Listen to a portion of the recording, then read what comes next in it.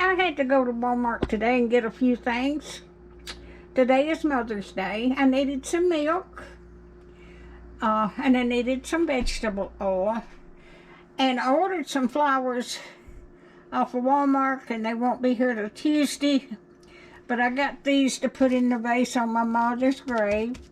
So that way I can go Tuesday put her Mother's Day flowers on her grave.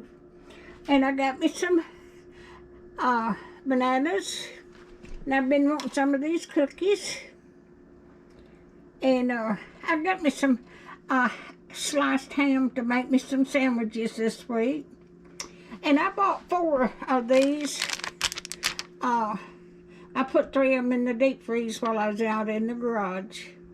But that is my haul for this time from Walmart. I didn't need much. But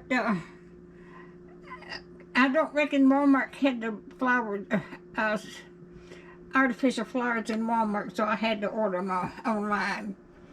So if you like my videos, just like, share, and subscribe. And hit that little bell when you want to be notified when I got another video coming out. And thank y'all so much. And y'all ladies out there, I hope y'all are having a wonderful and happy Mother's Day. And God bless you.